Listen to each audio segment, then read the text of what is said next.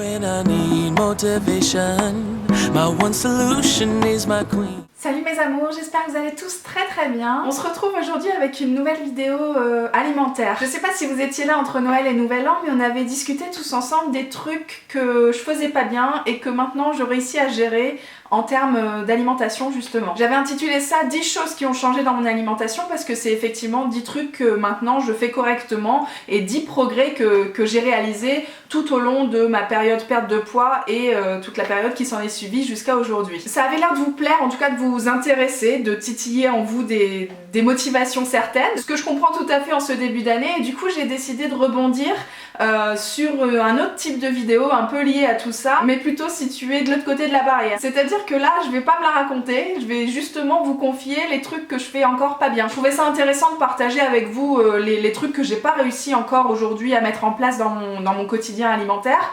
Parce que peut-être que vous y arrivez et vous allez pouvoir m'aider, ça serait cool d'ailleurs. Et puis même ça vous permettra aussi de vous rendre compte que tout n'est jamais acquis et qu'il y a toujours du boulot, c'est certain. Donc voilà, je me suis dit qu'après avoir échangé sur les trucs que je maîtrisais à peu près, on allait pouvoir maintenant discuter des trucs pour lesquels je galère encore. Et puis peut-être que vous aussi, peut-être que vous non. Encore une fois, c'est un échange, donc j'attends vos retours sur tout ça. Merci beaucoup d'ailleurs d'avoir échangé sur la précédente vidéo. C'était encore une fois très agréable et très instructif, donc merci d'être là. Et on va commencer tout de suite par cette première erreur que je fais encore. Disons que je suis une grande adepte du foutu pour foutu. C'est-à-dire que j'ai des périodes de plusieurs jours, voire plusieurs semaines, notamment en période de Noël, où voilà, je ne fais plus attention et ça devient rapidement assez critique. C'est-à-dire que quand on a mon genre de morphologie et puis mon parcours de poids, j'ai envie de dire, on peut pas se permettre de lâcher la corde ne serait-ce que 5 jours parce que ça se voit tout de suite, ça se ressent tout de suite. Pour vous parler par exemple de mon expérience avec Noël, j'ai très bien géré l'année dernière et même celle d'avant encore, c'est-à-dire que voilà, effectivement je me fais plaisir le jour de Noël, le réveillon du Nouvel An, le jour de Nouvel An, la galette des rois, tout ça c'est des dates que je refuse de louper, ça c'est certain. Mais à côté de ça, il reste plein de repas pour se rattraper, pour faire des choses plus light, pour faire des choses plus détox aussi, pour faire plus de sport, pour justement éliminer un peu plus vite les excès. Voilà, on a vachement de marge pour ne pas subir non plus cette période un peu hivernale, un peu compliquée. Et pourtant cette année, j'ai pas géré du tout, c'est-à-dire qu'en plus de tout ça, il y avait le déménagement, ça m'occupait pas mal l'esprit, et du coup j'ai démissionné sur tous les plans. Alimentairement parlant, déjà le frigo devait être vide à une certaine date, donc du coup c'était des petites courses au jour le jour. Moi je suis pas du tout habituée à tout ça et ça m'a un peu perturbée, j'ai mangé que de la merde. Et puis sportivement parlant c'est pareil, j'ai lâché la corde un petit peu avant Noël et j'ai repris seulement la semaine dernière, donc ça laisse quand même 2-3 semaines compliquées pendant lesquelles j'aurais pu carrément faire mieux, j'aurais pu redoubler d'efforts et puis éviter de me retrouver comme ça en début d'année à avoir pas mal de taf pour me sentir mieux. Donc voilà, pour le coup foutu pour foutu, ça a été une expression qui m'a bien caractérisée en cette fin d'année, mais l'idée c'est justement que vous me disiez comment ça se passe chez vous et comment vous réussissez à gérer ce genre de période. Autre problème principal dans ma vie, j'ai envie de dire, n'ayons pas peur des mots, c'est que je mange vachement plus le soir que le midi. Donc je sais pas si vous connaissez un petit peu le principe de chronutrition, c'est-à-dire d'équilibrer son alimentation en fonction des heures de la journée. On vous conseille quand même naturellement de manger très bien le matin, bien le midi et puis un petit peu moins le soir. En tout cas de choisir les aliments les moins lourds pour la fin de journée. Et c'est absolument pas mon cas parce que le soir, moi je retrouve mon loulou, c'est un petit peu la fête du slip et on est super content de se retrouver autour d'un bon plat. Alors évidemment je garde mes bonnes habitudes, même si je fais des plats en sauce, il y a toujours des légumes et puis une sauce un petit peu travaillée légèrement du coup, mais ça reste des féculents à chaque fois. Alors attention, je ne vous dis absolument pas d'éviter les féculents le soir, hein. Chacun fait bien comme il veut en fonction de ses besoins, de ses envies, de ses habitudes, tout ça, ça ne me regarde absolument pas, mais en tout cas moi je sais qu'il y a certains soirs où je pourrais moins manger et manger moins lourd. Donc ça c'est un problème que je ne réussis pas à gérer parce que j'ai absolument pas envie de manger différemment de loulou, ça c'est certain. Je peux effectivement me faire plus de légumes que lui et tout, mais c'est encore un truc que j'ai du mal à mettre en place tous les jours en tout cas, même s'il y a des jours où je réussis à gérer, c'est pas le cas tout le temps, donc ça fait encore partie des erreurs que je fais aujourd'hui. Troisième erreur dont je voulais vous parler, c'est le manque de variété dans mes petits déjeuners. Je vous parlais justement des petits déjeuners dans l'autre vidéo parce que c'est un truc que j'ai réussi à mettre en place aujourd'hui.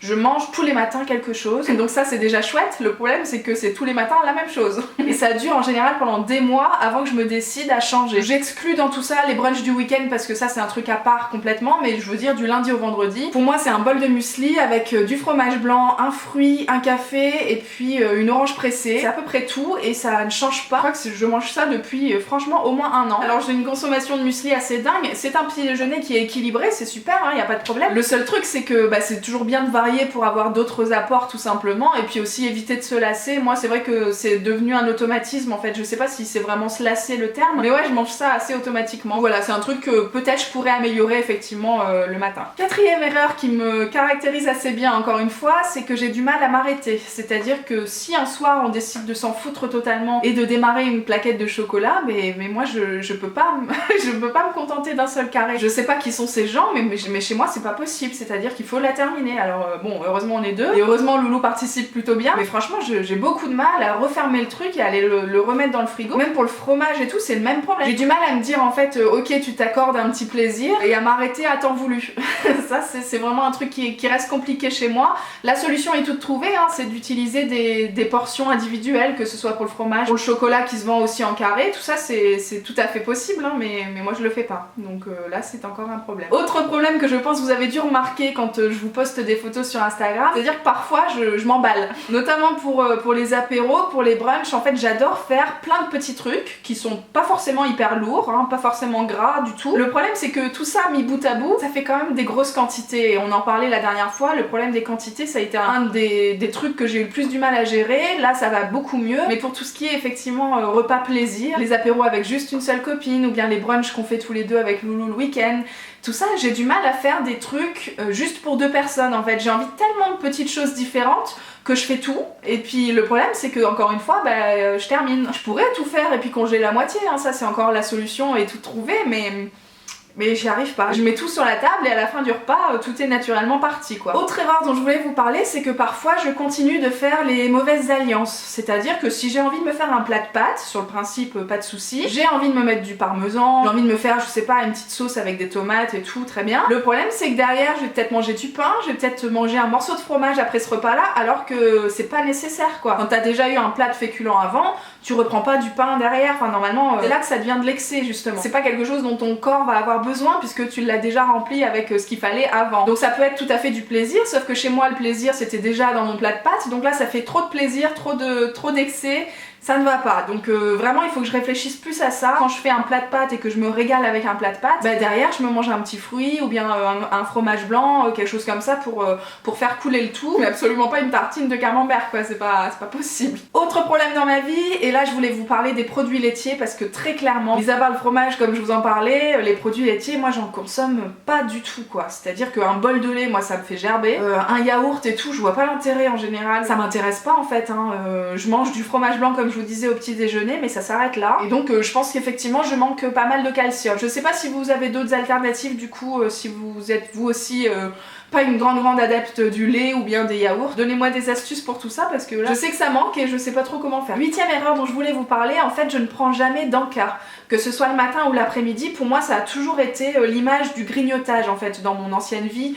Je me disais, si tu manges à 10h, si tu manges à 4h, c'est du grignotage, tu vas gonfler, tu vas grossir, tu vas mourir. Donc j'essayais de pas le faire et je me forçais à pas le faire. Donc du coup c'est entré dans mes habitudes de ne pas manger à ces heures là. À la limite pour 10h ça reste compréhensible parce que moi pour ma part je déjeune vers 8-9h et puis je mange le midi vers midi et demi, 1h, donc ça reste gérable sans encas. Mais à 4h c'est quand même compliqué. Encore une fois, quand tu manges pas d'encas au goûter, t'arrives le soir, tu rentres chez toi, t'as faim, ou en tout cas t'as envie de manger parce que ça fait longtemps que t'as pas ressenti ça, et puis surtout tu vas te jeter sur tout et n'importe quoi, ou encore tu vas peut-être te forcer à attendre le repas, mais au moment du repas tu vas te jeter sur ton assiette et tu vas manger 3 fois trop vite. Donc ça c'est un gros problème dans ma vie. J'essaie de mettre en place un petit goûter de temps en temps, manger un fruit, prendre une petite barre de céréales, j'aime bien ce genre de truc, mais c'est vraiment pas dans mes habitudes et c'est pas un truc que je fais régulièrement. Donc encore une fois je pense que ça sera à développer parce que je pense effectivement que ça joue sur mon repas du soir et sur mes envies un petit peu de craquage, donc voilà, ça serait mieux d'équilibrer ça chez moi, c'est certain. Grand problème dans ma vie et je pense dans les vôtres également, c'est que je mange toujours devant la télé ou un ordinateur. Ça on sait tous,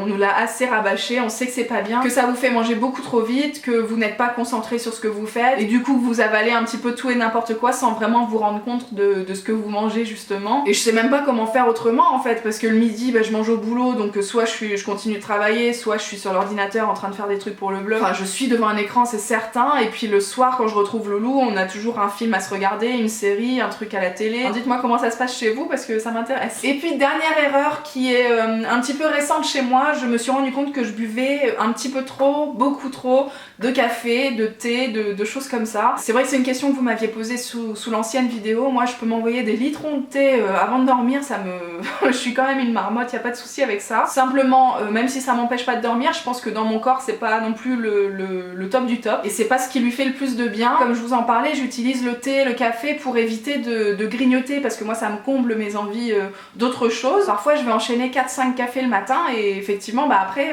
je vais être un petit peu au taquet et surtout mon corps va pas suivre. Donc ça c'est une erreur que j'apprends à gérer récemment parce que j'ai ressenti que ça me faisait pas du bien, mais c'est vraiment tout neuf donc j'ai pas encore assez de recul pour vous en parler plus que ça.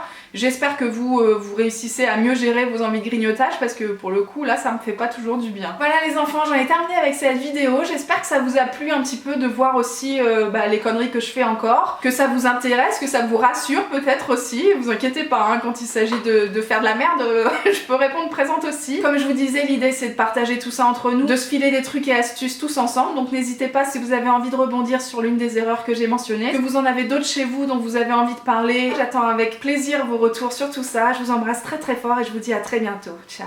'Cause, oh,